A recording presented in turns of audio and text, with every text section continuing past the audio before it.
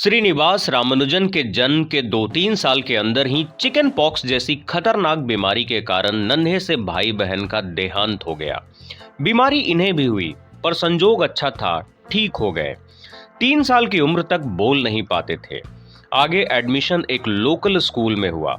तब किसी ने ऐसी उम्मीद भी नहीं की थी कि जिसे ठीक से टेबल और काउंटिंग भी बोलना नहीं आता, वह एक दिन इंडिया का इतना बड़ा मैथमेटिशियन बनेगा।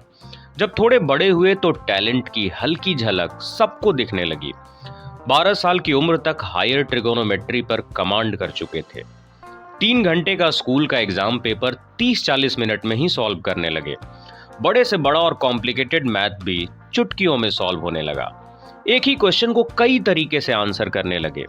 पैसे की समस्या तो बचपन से ही थी। 7th स्टैंडर्ड में ही अपने से बड़े क्लास वाले स्टूडेंट को ट्यूशन पढ़ाने लगे। एक दिन स्कूल की लाइब्रेरी में किताब मिली, a synopsis of elementary results in pure and applied mathematics. किताब पढ़ने के बाद तो इन पे जैसे मैथ्स का जुनून सवार हो गया। सुनाते हैं कहानी शुरुआत से। वीडियो ठीक लगे तो लाइक कमेंट शेयर जरूर कीजिए। वैसे तो भारत ने दुनिया को कई मैथमेटिशियन दिए जिन्होंने शून्य से लेकर इनफाइनाइट तक की खोज की।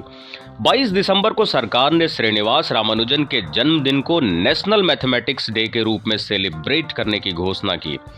गणित का जादूगर, गणित का जीनियस कहे जाने वाले इस शख्स ने 3900 से भी ज्यादा सूत्र बताए। Factor theory, infinite series, number theory और मैथमेटिकल एनालिसिस जैसे कॉम्प्लेक्स टॉपिक में इन्होंने बहुत ज्यादा कंट्रीब्यूट किया।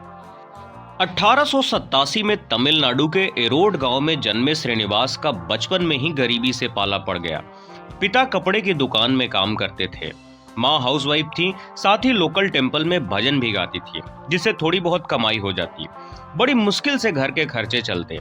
उस जमाने में ऐसे हालात से निकलकर इंग्लैंड में कैम्ब्रिज यूनिवर्सिटी से डिग्री हासिल करना, world famous mathematician G.H. Hardy के साथ घंटों घंटों रिसर्च करना, विश्व भर के जाने माने गणितज्ञों के साथ उठना बैठना, एक भारतीय होकर रॉयल सोसाइटी ऑफ लंदन का मेंबर बनना अपने आप में अद्भुत है।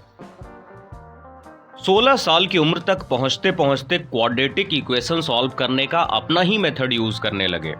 मैथ्स का जुनून ऐसा सवार था कि किसी और सब्जेक्ट पे ध्यान ही नहीं देते थे।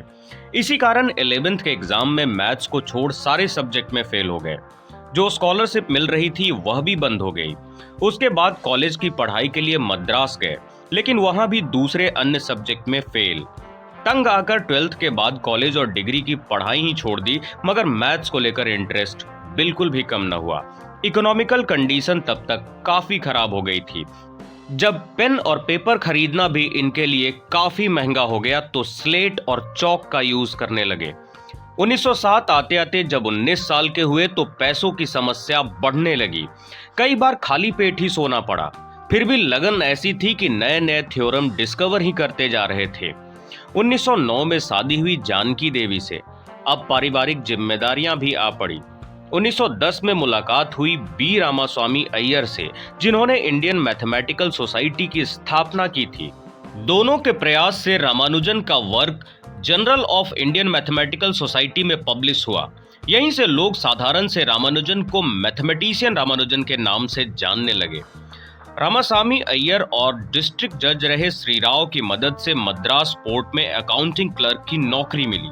अब जाकर फाइनेंशियल कंडीशन ठीक होने लगी।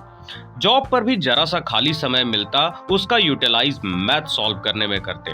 कुछ लोगों के सुझाव के बाद इन्होंने अपने रिसर्च की कॉपी कैम्ब्रिज यूनिवर्सिटी के professor, world famous mathematician G.H. Hardy को भेज दी। रेशनल नंबर पे बेस्ड इस पेपर को पढ़कर हार्डी काफी इंप्रेस हो गए। उन्होंने रामानुजन को अपने पास इंग्लैंड आकर रिसर्च करने का ऑफर दिया, पर अपनी माँ के मना करने पे वे रुक गए। लंबे अंतराल के बाद माँ ने कुछ शर्तों के साथ विदेश जाने की इजाजत दे दी। वहीं 3 साल तक प्रोफेसर हार्डी और प्रोफेसर लिटिलवुड के साथ रिसर्च करते रहे। फिर से पढ़ाई की। 1916 में कैम्ब्रिज यूनिवर्सिटी से बैचलर ऑफ साइंस की डिग्री मिली। अब उन्हें दुनिया भर के जाने माने मैथमेटिशियन भी पहचानने लगे। 2 साल बाद रॉयल सोसाइटी ऑफ लंदन के मेंबर बने। हालांकि कम उम्र में ही बीमारी के कारण देहांत हो गया, लेकिन इनका कंट्रीब्यूशन और इनकी महानता हमेशा के लिए अमर है।